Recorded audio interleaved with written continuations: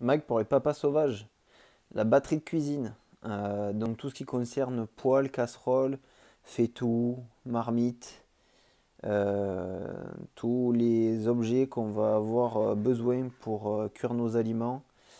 Je voulais vous faire un rétex parce que ça fait plusieurs années qu'on a laissé tomber toutes les poêles merdiques avec revêtement de téflon et autres. On sait très bien que c'est cancérogène, donc à force de gratter, à force de chauffer, ça se décolle, ça se transfère sur les aliments. Et donc on va quand même essayer d'éviter de se choper ce genre de merde. On en a suffisamment autour de nous. Donc ça fait plusieurs années qu'on est passé sur des poêles acier, de la fonte et de l'inox. Donc on a commencé en tout cas au tout départ par de l'inox. Ici c'est la gamme 365 d'IKEA qui a déjà quelques années, donc elle ne ressemble plus à ça. Très très bon retour sur l'inox. D'ailleurs, Jude avait fait, il me semble, un post sur Insta concernant le culottage. Donc, nous, on n'a pas eu de culottage à faire pour ces poêles inox, pour ces casseroles inox. C'est peut-être parce que c'est des casseroles et pas des poêles.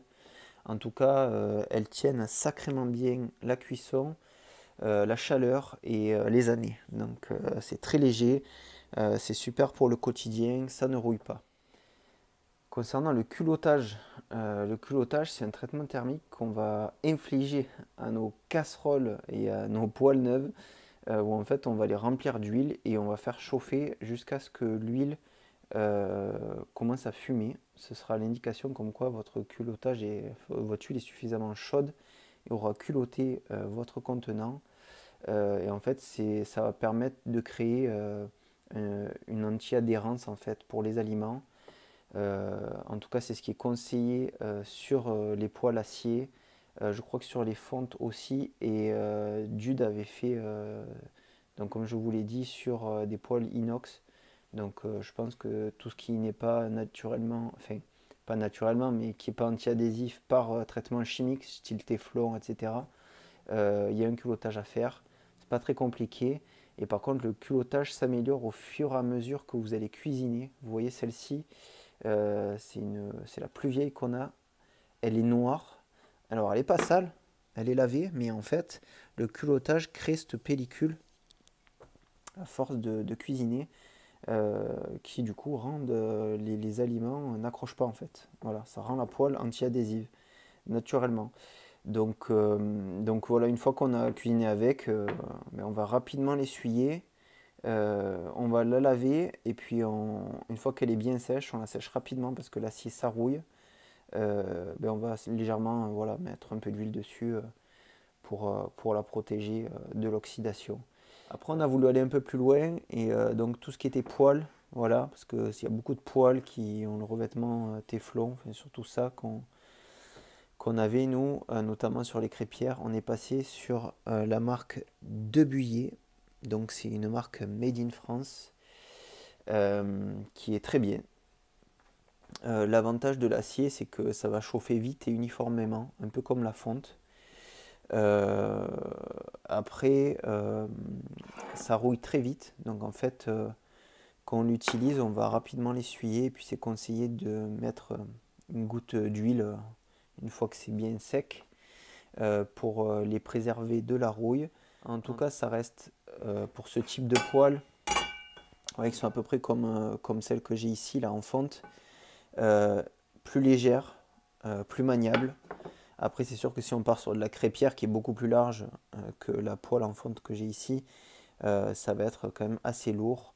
Au niveau du faitout, pas du faitout, excusez-moi, de la sauteuse qui est vendue comme un wok en fait, le wok de Buyer.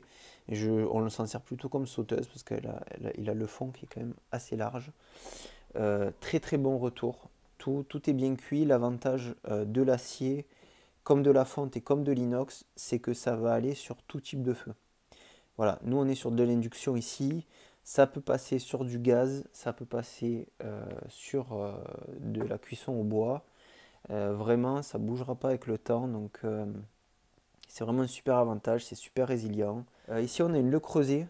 Donc une Le Creuset qu'on a touché en vide-grenier pour 2 balles. Voilà. 2 euros une poêle en fonte qui va nous durer des années. Vraiment génial. Moi je l'adore. Le petit avantage que je vais trouver avec cette poêle comparé à d'autres, à celle-ci notamment, c'est au niveau du manche. C'est très très ergonomique et le manche est beaucoup plus court, comme vous voyez. C'est un avantage parce que voilà, les poêles sont vite lourdes quand on a des longs manches comme ça et quand il y a toute la famille qui doit s'en servir, mais il faut quand même que ce soit le plus polyvalent possible, quoi. Donc ici on a vraiment une bonne prise en main quand on fait cuire. Du coup elle n'est pas très très lourde. Elle est lourde mais en fait le fait que le manche soit court c'est très bien réparti sur le poignet donc c'est vraiment agréable. C'est voilà le retour que je peux vous faire par rapport à ça. Et puis bon évidemment pour faire cuire le pain ou alors les daubes etc. On a aussi la marmite en fonte classique le creuset qu'on a aussi trouvé en vide-grenier. J'ai pas acheté le creuset neuf, c'est quand même un sacré budget et puis on en trouve encore assez facilement. Donc voilà pour mon retour. J'espère que ça vous aura servi. Voilà ce que je peux vous dire, c'est assez agréable quand même de pouvoir tourner entre la fonte de l'acier ou de l'inox. C'est vrai qu'on a des grosses quantités à faire cuire.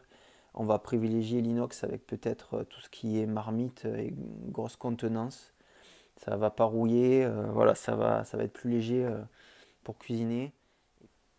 Quand on fera la cuisine, tout ce qui est cuisson lente ou alors quand ça mijote et tout, moi je vais privilégier du coup tout ce qui est en fonte, puisque la chaleur vraiment elle se répartit. D'ailleurs c'est la propriété de la fonte, c'est que la cuisson est vraiment uniforme. Alors l'acier est vendu aussi avec cette propriété là, mais par expérience moi je privilégierais du coup tout ce qui est acier pour tout ce qui va être saisi. Ça chauffe très vite. C'est vrai que la totalité de la surface va être très chaude rapidement et uniforme, mais il y a un aspect qui vient vraiment saisir l'aliment qui est à l'intérieur. Donc que là on fait souvent des pancakes, là je peux faire des viandes dedans. Voilà, après là voilà crêpière c'est vraiment sympathique pour faire avec la poêle en acier. Ça vient vraiment être très uniforme au niveau de la cuisson. Et puis voilà, après il faut trouver aussi son équilibre, mais je trouve assez cool voilà, de vous avoir présenté ça pour que si jamais vous commenciez à franchir le pas, vous puissiez vous faire aussi votre idée, votre propre idée, en ayant un peu quelques infos qui pourront vous aider à choisir. Je vous dis à plus chez Papa Sauvage. Ciao tout le monde.